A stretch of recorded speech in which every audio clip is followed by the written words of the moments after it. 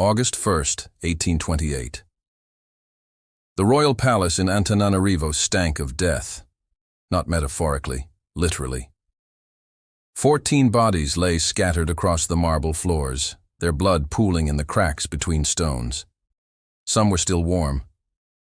Ranavalona stood in the throne room, watching servants drag away the corpse of a 6-year-old prince.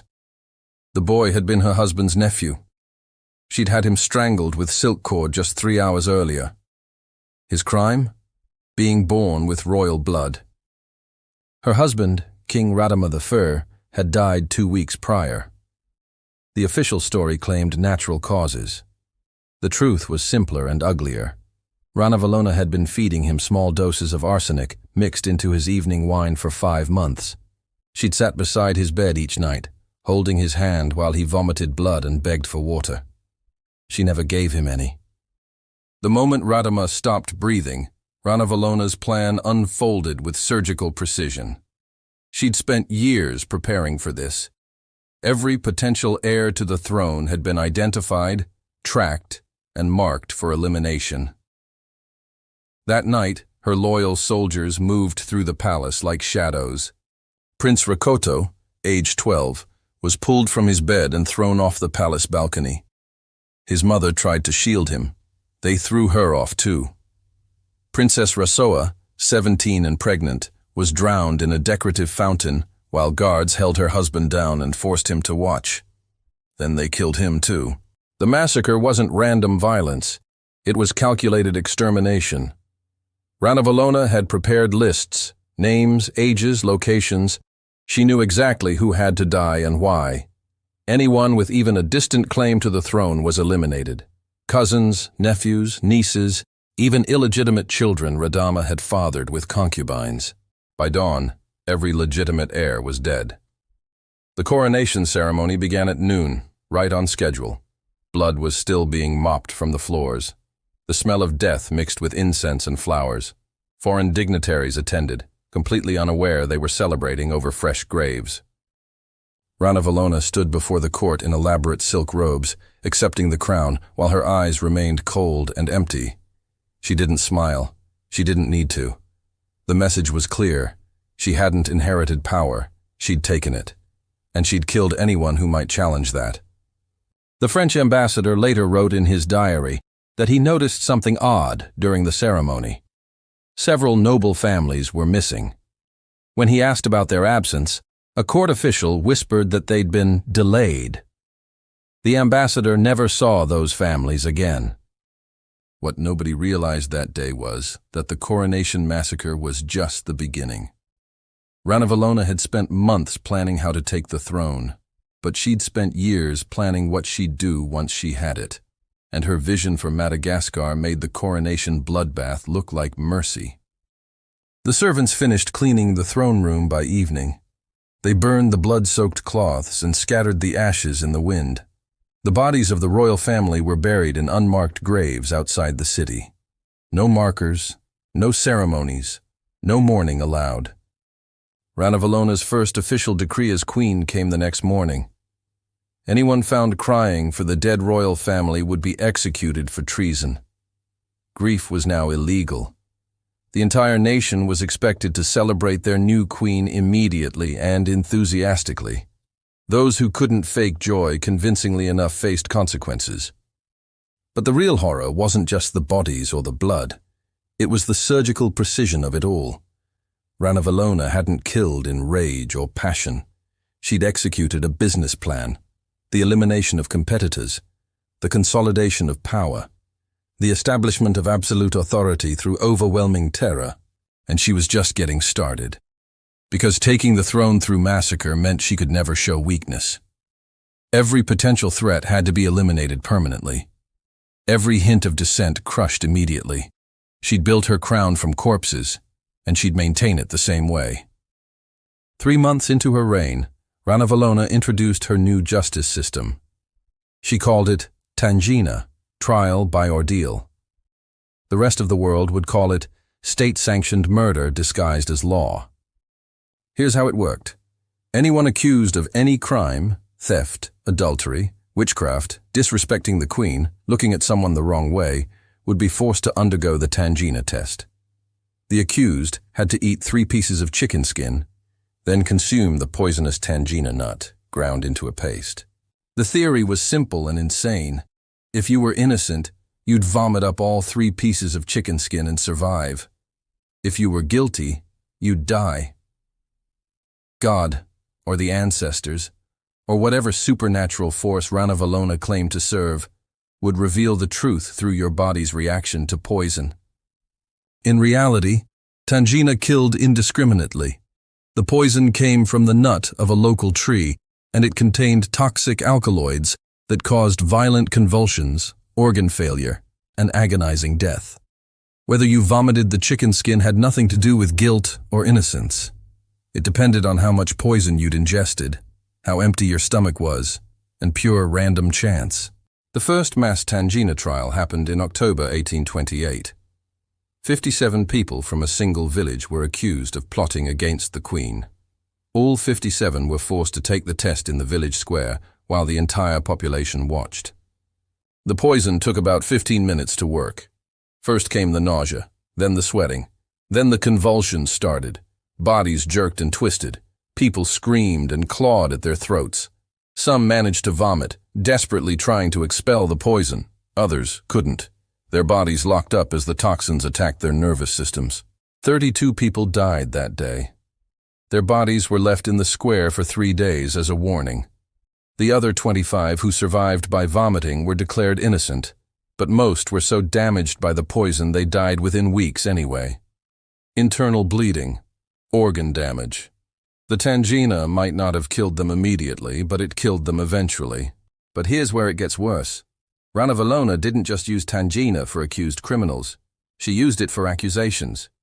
If someone wanted your land, your wife, your property, all they had to do was accuse you of something. Anything. Once accused, you'd face the tangina test. This created a nightmare economy of false accusations. Nobles would accuse peasants to seize their farms. Husbands would accuse wives to get divorces. Business rivals would accuse each other to eliminate competition. The tangina test became a weapon anyone could use against anyone else. Court records from Ranavalona's reign show that approximately 150,000 people underwent tangina trials during her 33 years in power. Conservative estimates suggest half of them died. That's 75,000 people killed by state-sanctioned poisoning, not including the thousands more who survived the initial test but died from the poison's after-effects. The tangina trials weren't held in secret. They were public spectacles. Entire villages would be forced to attend and watch. Children saw their parents convulse and die. Parents watched their children writhe in agony.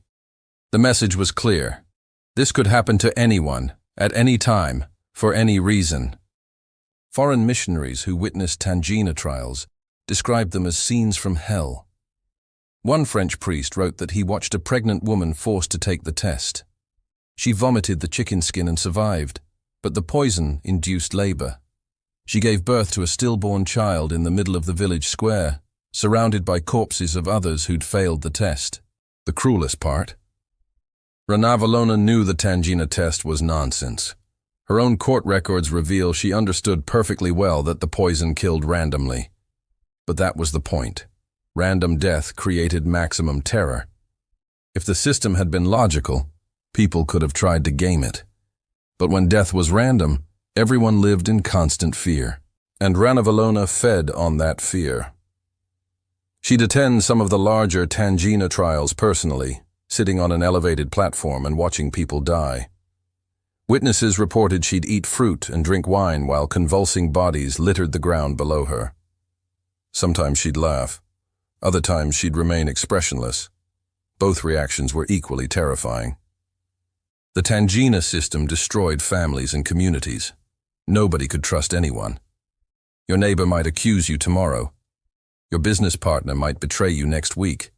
Your own family members might turn you in for a reward.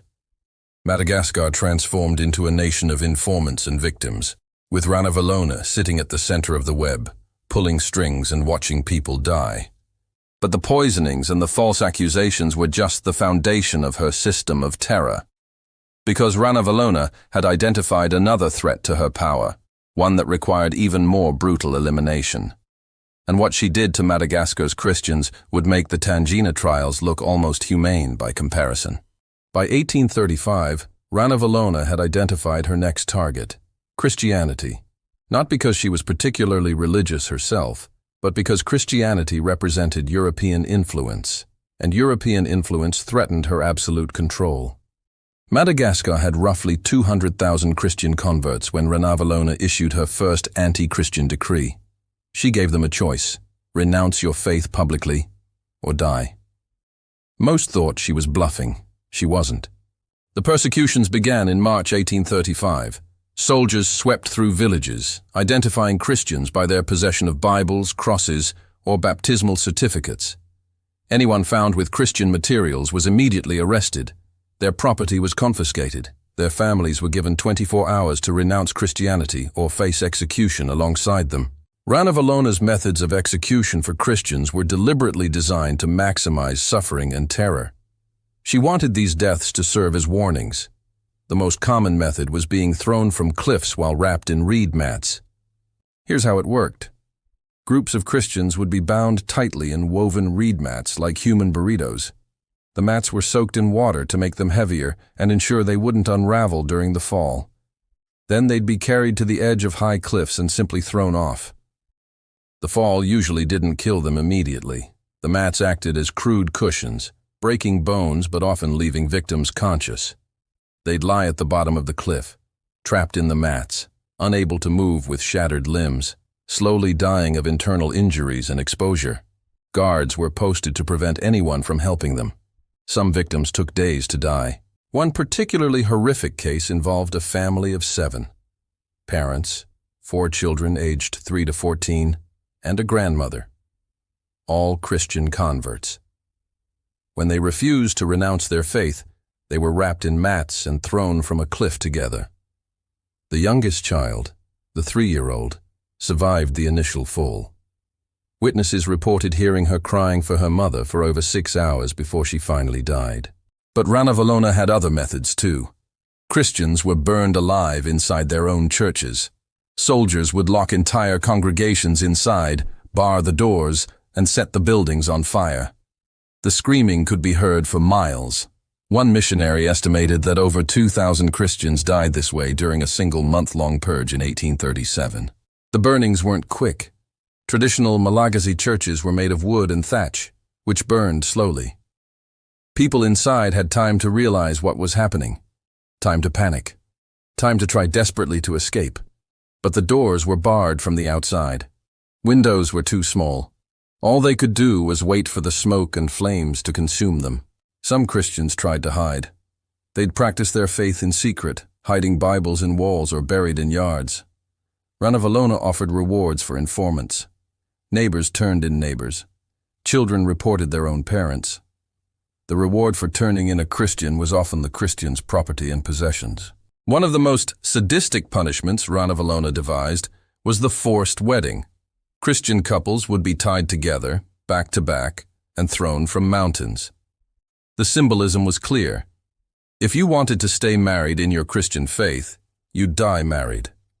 Dozens of couples died this way, their bodies found days later still bound together at the bottom of cliffs.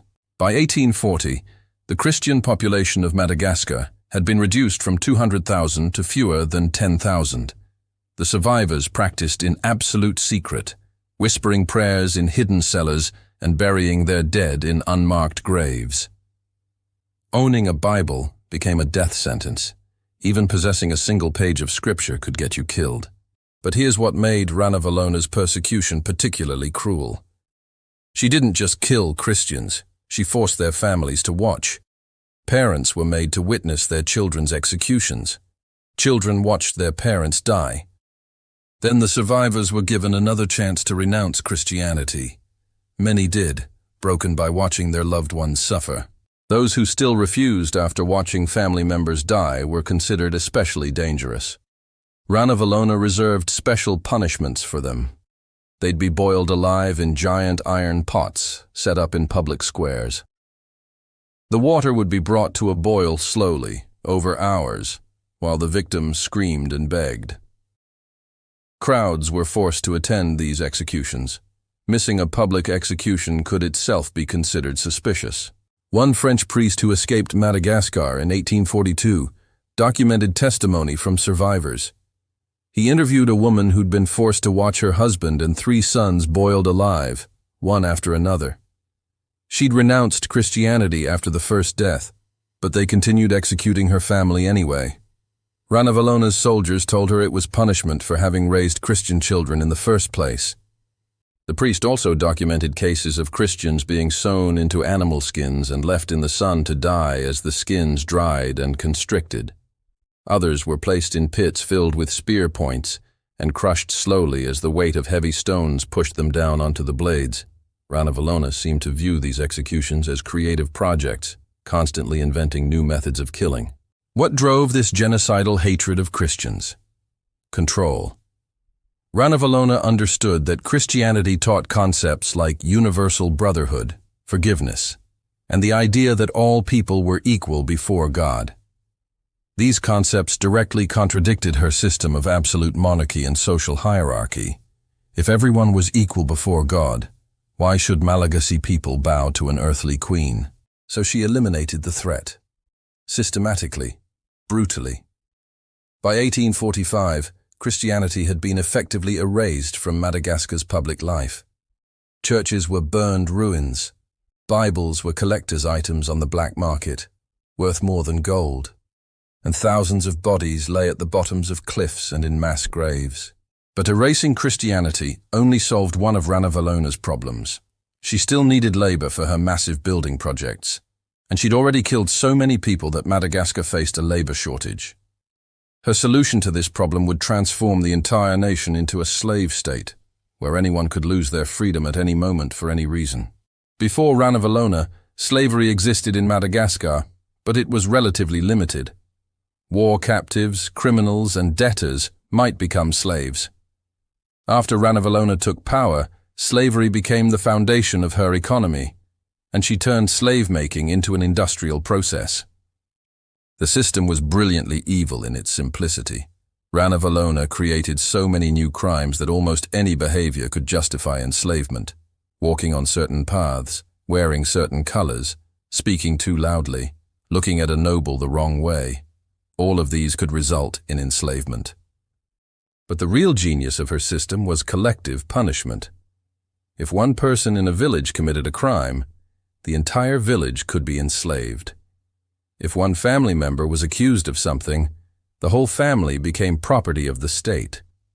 This created an atmosphere where everyone was constantly policing everyone else, knowing that one person's mistake could destroy an entire community. The accusations didn't need to be true. They just needed to be made. A noble who wanted labor for his rice fields could simply accuse several families of witchcraft. Those families would undergo the Tangina test. Even if they survived, their property would be confiscated, and they'd be enslaved as punishment for suspicious behavior. Court records show that Ranavalona's government enslaved approximately 500,000 people during her reign. That represented roughly 1/5 of Madagascar's total population. 1 in 5 people lost their freedom, their property, and their families. The process of enslavement was deliberately traumatic. When a village was condemned, soldiers would arrive without warning. Families would be separated immediately. Men sent to work camps or mines. Women distributed to noble households as servants. Children sold to whoever wanted them. There was no appeals process, no trials, just soldiers, chains, and forced marches to wherever their new owners required them. The slave markets in Antananarivo operated daily. Human beings were inspected like livestock. Buyers would check teeth, muscles, and general health. Young women fetched premium prices. Strong men were valued for labor. Children were cheapest because they required feeding before they could work effectively. Old people often weren't even worth enslaving. They were simply killed when their villages were raided. One of the cruelest aspects of Ranavalona's slave system was its randomness. You could follow every law perfectly, pay your taxes, show proper respect to nobles, and still end up enslaved because someone accused you of something. There was no protection, no safety. Every person in Madagascar lived one accusation away from losing everything. The working conditions for slaves made death a constant companion. Those sent to the mines had life expectancies measured in months, not years. They worked in narrow tunnels that frequently collapsed, with no safety measures. When mines caved in, new slaves were simply sent in to dig out the bodies and continue the work. Rice plantation slaves fared little better. They worked waist-deep in water for 12 to 16 hours daily, with minimal food. Infections from constant water exposure killed thousands. Guards beat anyone who worked too slowly. Escape attempts resulted in immediate execution, usually by beheading in front of the other slaves as a warning. But the worst fate was reserved for slaves sent to Ranavalona's construction projects. She had a vision of making Antananarivo the most magnificent capital in Africa. This required massive building projects, palaces, monuments, defensive walls, all built by slave labor under conditions that made the tangina poisonings look merciful. The construction of her primary palace, Manjakamiadana, was particularly deadly. The palace sat atop a hill, and all building materials had to be carried up steep paths by hand. Massive stones, each weighing several hundred pounds, were hauled by teams of slaves in chains. If someone fell or couldn't continue, they were simply left on the path to die. Their bodies would be pushed aside, and the work continued. Guards drove slaves to work faster by using whips and spears. Anyone who stopped working, even for a moment, faced brutal beatings.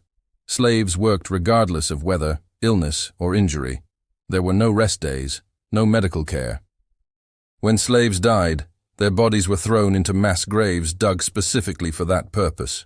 Contemporary accounts describe seeing chains of slaves, sometimes 50 or more people connected by iron collars, being marched through the capital. These chains stretched for hundreds of feet. The slaves at the front would sometimes be dead, but the chain would keep moving because the living slaves behind them had no choice but to keep walking or be strangled by their own collars. What made this system particularly insidious was that it became self-perpetuating. As more people were enslaved, there were fewer free workers available for normal economic activity.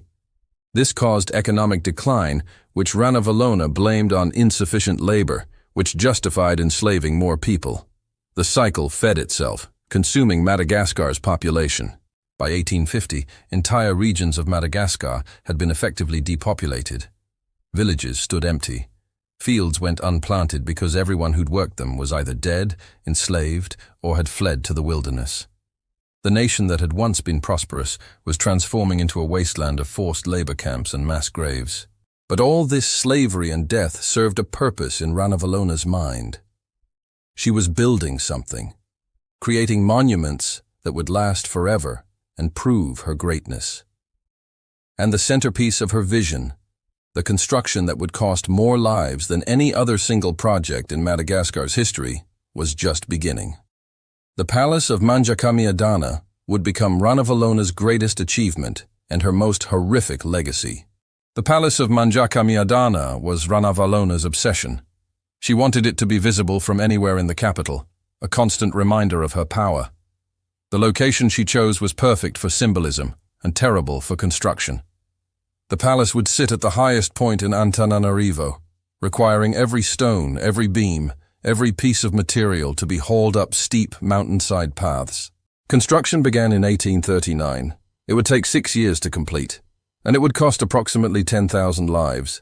The first challenge was transporting the primary building materials. Ranavalona wanted her palace built from stone and rare hardwood. The stone quarries were miles away. The forests with suitable timber were even farther. Every single stone and log had to be carried by human labor. No wagons, no carts, no animals. Just slaves in chains, carrying impossible weights up mountain paths. The largest foundation stones weighed over 1,000 pounds each. Teams of 30 to 50 slaves would be chained to these stones and forced to drag them up the mountain. The path was narrow and steep. One misstep meant the entire team would be pulled down the mountainside by the weight of the stone. This happened regularly. When a team fell, they'd tumble down the slope, crushed by the stone they were pulling. The bodies would be left where they fell. A new team of slaves would be brought in to try again. Some foundation stones had to be moved 4 or 5 times because the previous teams had died in the attempt. Guards positioned along the path used whips and spears to keep slaves moving. Anyone who fell or stopped was beaten. If they couldn't get up, they were killed on the spot. Their body would be rolled off the path to make room for the next team.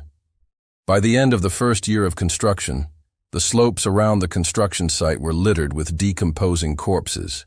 The timber presented different challenges. Giant logs from rosewood and ebony trees had to be carried through dense jungle, across rivers, and up the mountain. Each log required teams of 100 or more slaves. The journey from forest to construction site could take weeks.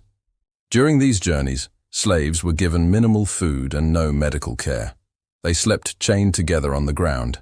They crossed rivers while still attached to the logs, and if the current was strong, dozens would drown while the survivors kept pulling.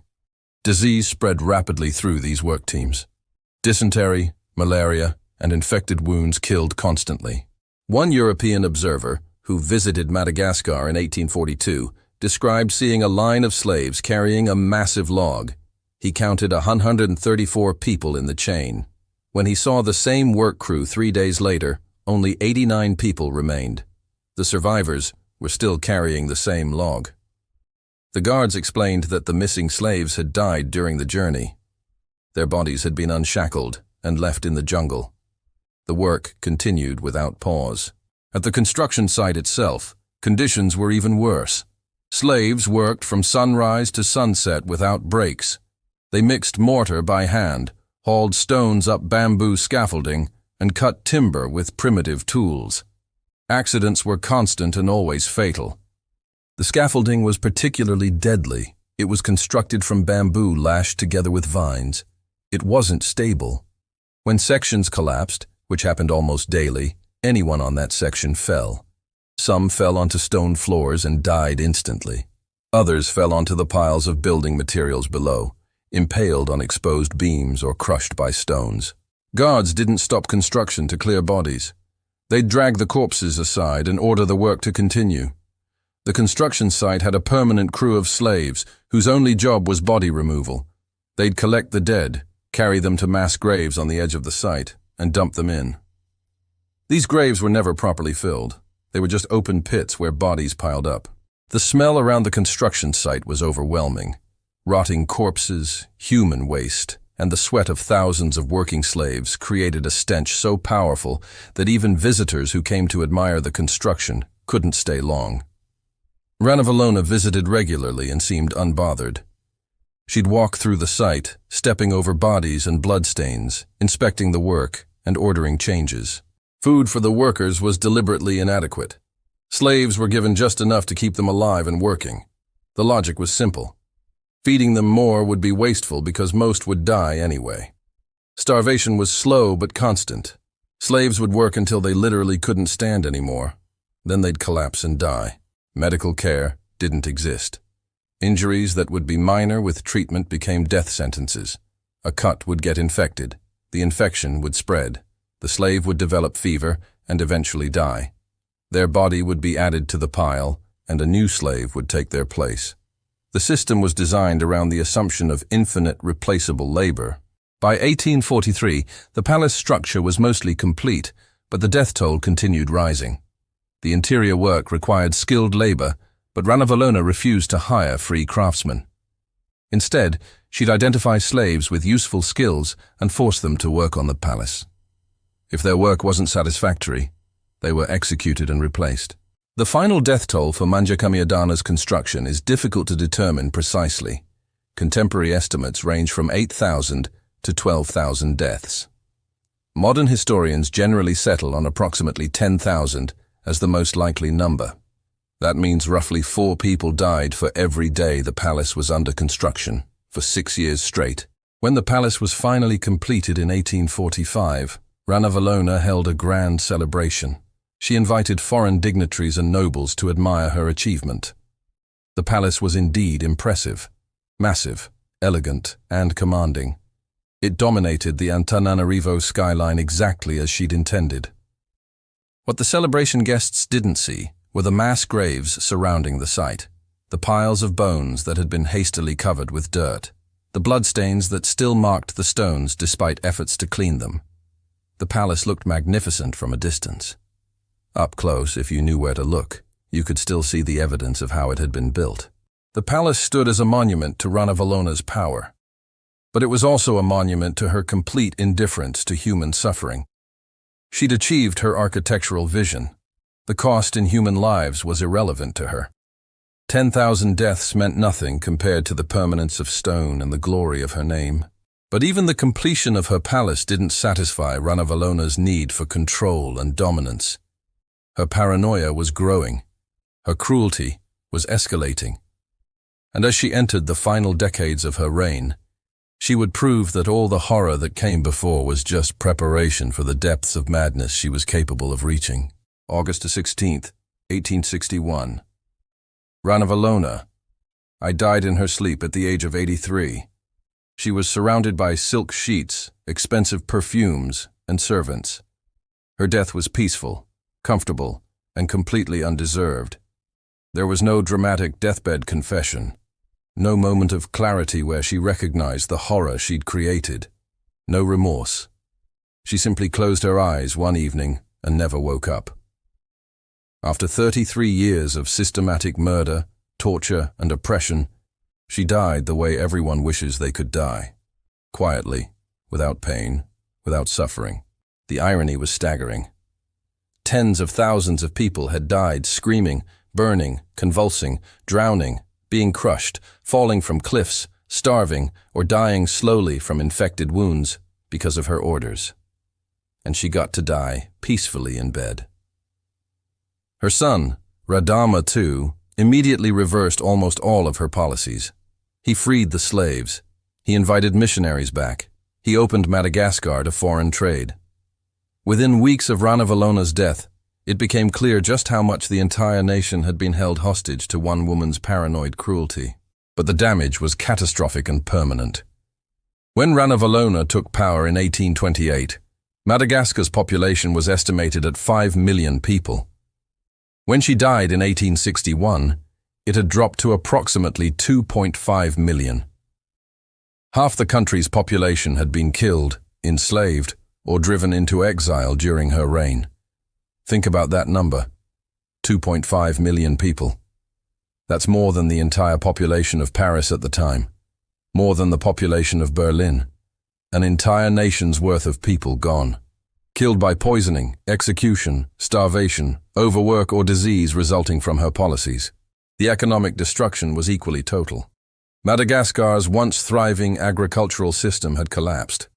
Fields lay abandoned because the farmers were dead or enslaved. Trade networks were destroyed because Ranavalona had closed the country to foreign contact.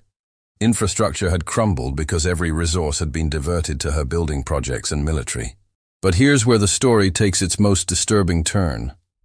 After Ranavalona's death, her servants were cleaning out her private chambers when they discovered something unexpected. Hidden in a locked cabinet in her bedroom was a series of leather-bound ledgers, detailed records of every execution she'd ordered during her reign.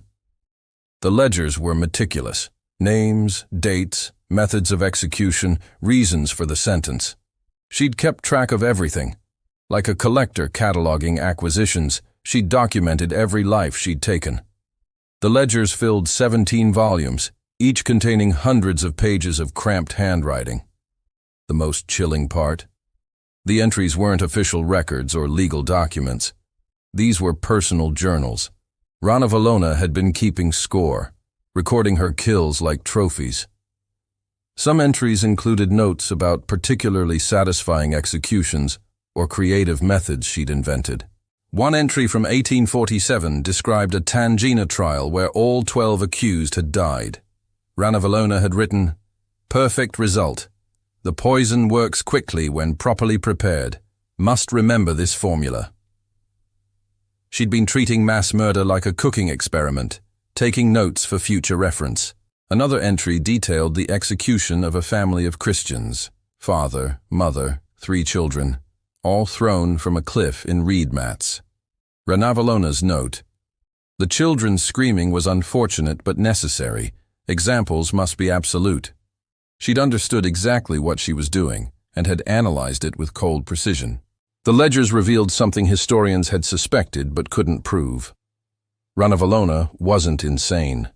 She wasn't driven by uncontrollable paranoia or mental illness. She was calculating, methodical, and fully aware of her actions. Every massacre, every torture session, every execution had been deliberate policy decisions. This revelation was almost more horrifying than the acts themselves. It would have been easier to dismiss Ranavalona as a mad tyrant, driven by illness or trauma to commit atrocities. But the ledgers proved otherwise. She'd been completely sane. She'd simply decided that maintaining absolute power was worth any amount of human suffering. The ledgers also revealed the full scope of the Tangina trials. The official government records showed approximately 70,000 Tangina deaths. Ranavalona's private ledgers listed over 100,000.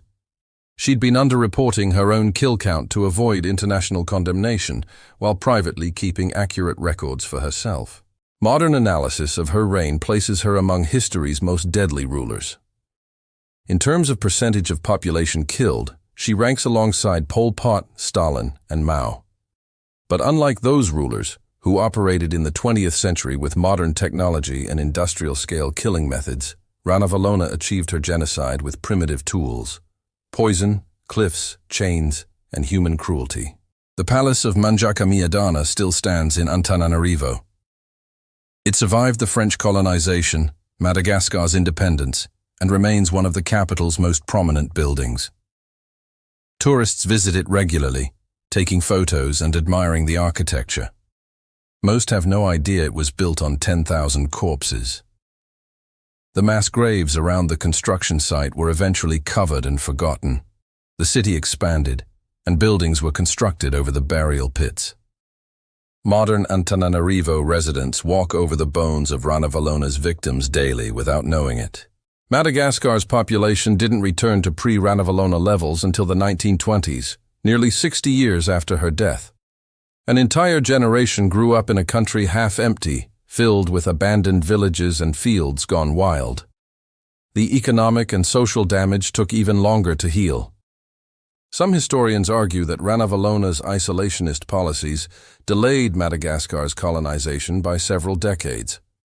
France didn't fully conquer and control Madagascar until 1896, 35 years after her death. In this interpretation, her reign of terror saved Madagascar from earlier European domination. But this argument ignores the cost. Yes, she kept Europeans out, but she did it by killing half her own people. The cure was worse than the disease. Madagascar might have been colonized earlier without her, but it wouldn't have been depopulated and destroyed in the process. Ranavalona died believing she'd been a successful ruler. She'd maintained Madagascar's independence. She'd built impressive monuments. She'd crushed all opposition and maintained absolute power for over 3 decades. By her own metrics, she'd won. But her victory required 2.5 million corpses. Her independence came at the cost of genocide. Her monuments were built from bones, and her power was maintained through terror so complete that the entire nation became a prison. The final bitter irony is that Ranavalona's legacy was exactly what she wanted. She's remembered. Her name is known. Her palace still stands. She achieved the immortality she craved. But she's remembered as one of history's most cruel rulers. Her immortality is infamy. Madagascar struggled with her legacy for generations. Even today, Malagasy people debate how to remember her. Some see her as a defender of independence who made hard choices in difficult times. Others see her as a genocidal monster who destroyed her own nation to satisfy her ego and paranoia. The truth is simpler and darker. Ranavalona. I was a woman who discovered she could kill without consequence and decided to build an empire on that realization. She learned that absolute power truly does corrupt absolutely, and she proved that one person, given enough authority and enough indifference to suffering, can inflict damage that takes generations to heal. Her throne was built on blood. Her palace rose from corpses. Her legacy is measured in mass graves. And she died peacefully, never facing justice, never acknowledging her crimes, never feeling a fraction of the pain she'd inflicted on millions. That might be the most disturbing part of her entire story. Not the executions or the torture or the slavery, but the fact that she got away with all of it. She lived a long life, died comfortably, and was buried with honors. The universe didn't care about the suffering she'd caused. History didn't punish her. She simply died, leaving behind a devastated nation and evidence that human cruelty has no practical limits when unchecked by consequences. Madagascar still bears the scars. The population loss, the economic devastation, the trauma passed down through generations. Ranavalona's reign ended in 1861, but its effects echo through Madagascar's history even now, over 160 years later. That's the real horror of her legacy. Not just the deaths she caused, but the damage that never fully healed.